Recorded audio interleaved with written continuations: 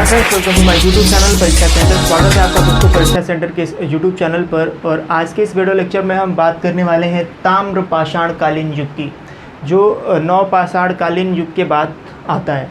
दोस्तों, इससे पहले मैंने नवपाषाण काल और प्राचीन इतिहास के 2 और वीडियो अपलोड कर दिए हैं चैनल पर। तो अगर अभी तक आपने उस वीडियो को नहीं देखा है तो चैनल की प्लेलिस्ट में जाइए और वीडियो वाले सेक्शन में जाकर उस वीडियो को देखिए और फिर इस वीडियो को देखेंगे तो काफ़ी बेहतर तरीके से समझ में आएगा। और दोस्त, मैं बता रहा हूँ कि इस लॉकडाउन में हम हिस्ट्री को पूरी तरीके से कंप्लीट करने वाले हैं, तो आप मेरे इस चैनल से जुड़े रहिए और डेली अपडेटेड एक हिस्ट्री की वीडियो आप देखते रहिए, जिससे आपकी पूरी हिस्ट्री तैयार हो जाए। चलिए, चाहे आप किसी भी एग्ज़ाम के लिए प्रिपरेशन कर रहे हो, उस लेवल की हिस्ट्री इस चैनल पर चल रही है।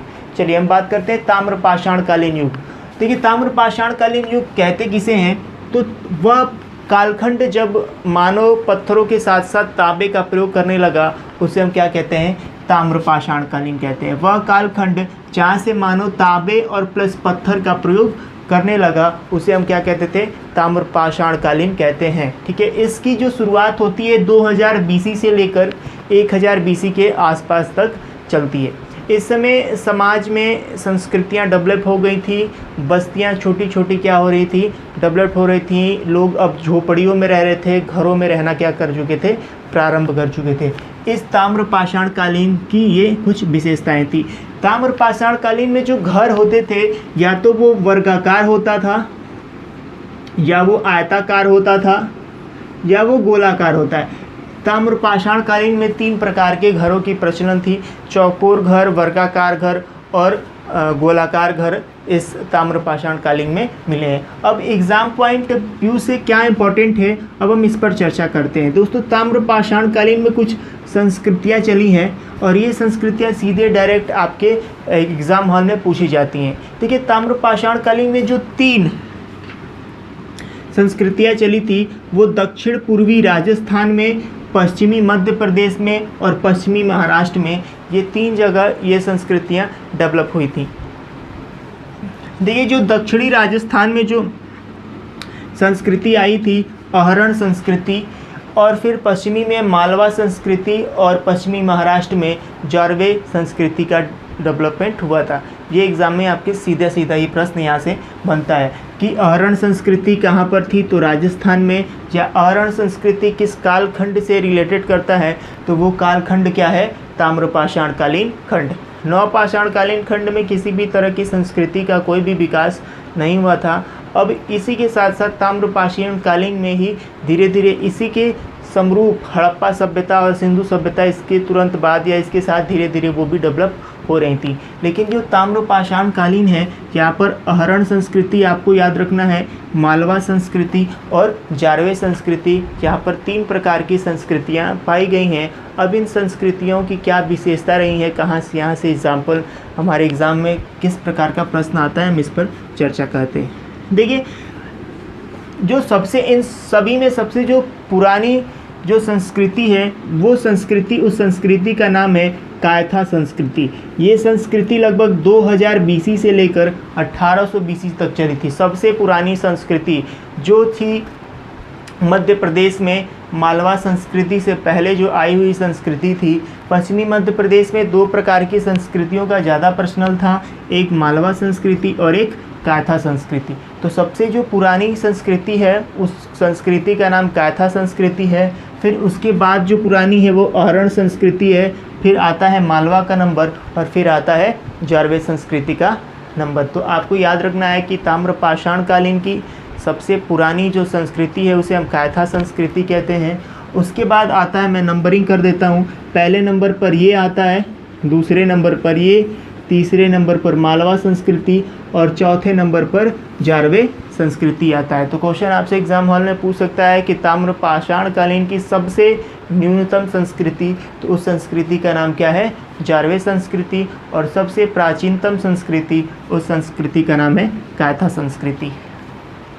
अब इन संस्कृतियों में भी कई जगह स्थान हैं जो हमारे लिए इम्पोर्टेंट है, उस पर हम चर्चा करते हैं। देखिए, अहरण संस्कृति जो स्थित थी वो बनास नदी के किनारे थी, इसलिए हम अहरण संस्कृति को बनास संस्कृति के उपनाम से भी जानते हैं। ठीक है। अब देखिए आहरण संस्कृति में क्या क्या इंपॉर्टेंट था। तो आहरण संस्कृति में सबसे अधिक तांबा मिला। आहरण संस्कृति में सबसे ज़्यादा, जो इन सभी संस्कृतियों में सबसे ज़्यादा तांबे का प्रयोग आहरण संस्कृति जो पश्चिमी राजस्थान में था वहाँ पर होता था। इसलिए आहरण संस्कृति को ताम्रवती संस्कृति भी, ताम्रवती भी कहते हैं। तो आपसे एग्जाम में पूछे कि ताम्रवती किसे कहते हैं, तो वो किसे कहते हैं, आहरण संस्कृति को। देखिए कपड़े की छपाई, जो यहाँ पर जो ताम्रपाषाणकालीन युग के जो व्यक्ति थे, अब वो धीरे धीरे कपड़े वस्त्रों से क्या हो चुके थे, परिचित हो चुके थे। वो कपड़ों पर कढ़ाई करना, डिज़ाइनिंग करना भी क्या सीख चुके थे।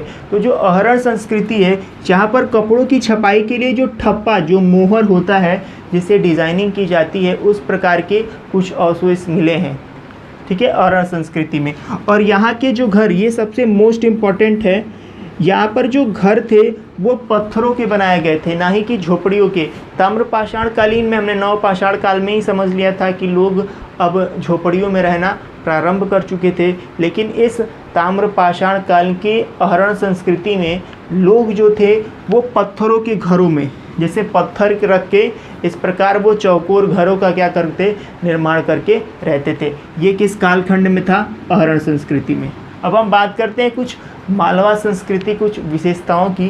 तो देखिए मालवा संस्कृति में सबसे इम्पॉर्टेंट चीज़ है कि यहाँ पर रेशम की खेती के कुछ साक्ष्य मिले हैं, और यहाँ पर रेशम के वस्त्र बनते थे, और रेशम के जो धागे हैं यहाँ पर उत्पन्न होता था। जब ये रेशम का धागा यहाँ पर उत्पन्न होता था और जब ये वस्त्र बुन लिया जाता था, तब इन वस्त्रों पर कढ़ाई करने के लिए यहाँ से जो सामान था वो आहरण संस्कृति में जाता था, और ये जो लोग थे वो कपड़ों पर क्या करते थे, अपनी मोहर और डिजाइनिंग करके कपड़े को आगे बेचते होंगे, चाहे आर्थिक इस तरह स्थिति बढ़ती होगी। तो ये एक इम्पॉर्टेंट है। देखिए यहाँ के जो लोग हैं वो झोपड़ियों पर मिट्टी की लेप किया करते थे। अब हमें पता है, हमने अगर आप गांव से रिलेटेड करते हैं तो गांव में लोग मिट्टी को छापकर उसको लेप करके घर का निर्माण करते थे। तो इस मालवा संस्कृति के लोग, जो झोपड़ियाँ थी, जो कागज़ उगज जो घास भूस की झोपड़ियाँ थी, पेड़ पौधों की जो टहनियों की झोपड़ियाँ होती थी, उस पर वो क्या करते थे, मिट्टी का लेप लगा देते थे, जिससे कि बाहरी वातावरण और अंदर के तापमान में क्या अंतर मिल सके। तो यहाँ पर ये एक विशेषता थी, ये एक मोस्ट विशेषता है। देखिए आगे आते हैं हम जारवे संस्कृति, जो पश्चिमी मध्य प्रदेश में थी।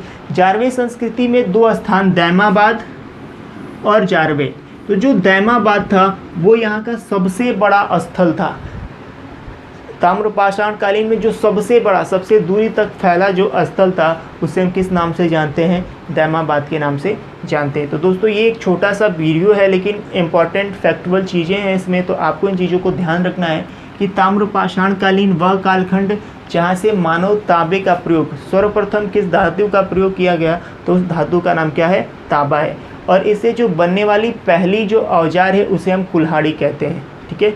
जो कुल्हाड़ी था वो सर्वप्रथम तांबे से बना था। देखिए इस कालखंड में तीन संस्कृतियाँ मिली इम्पॉर्टेंट, आहरण संस्कृति, मालवा संस्कृति, जारवे संस्कृति, लेकिन एक जो सबसे इम्पॉर्टेंट संस्कृति है कायथा संस्कृति, ये मालवा संस्कृति के ही आसपास की संस्कृति है। ये सबसे ज़्यादा इम्पॉर्टेंट एग्जाम में पूछा जाता है। सबसे पुरानी संस्कृति कौन सी है, कायथा संस्कृति, ठीक है। ये आहरण संस्कृति बनास नदी के किनारे स्थित है, इसलिए इसे हम बनास संस्कृति भी कहते हैं। यहाँ पर सबसे ज़्यादा, आहरण संस्कृति के पास सबसे ज़्यादा तांबे के प्रयोग करने वाले वस्त्र मिले हैं, इसलिए इसे हम ताम्रवती के नाम से जानते हैं। आहरण संस्कृति के जो लोग थे वो कपड़ों पर छपाई करने के गुण को जानते थे, और यहाँ पर जो लोग थे वो पत्थरों के घरों में क्या करते थे, निवास करते थे।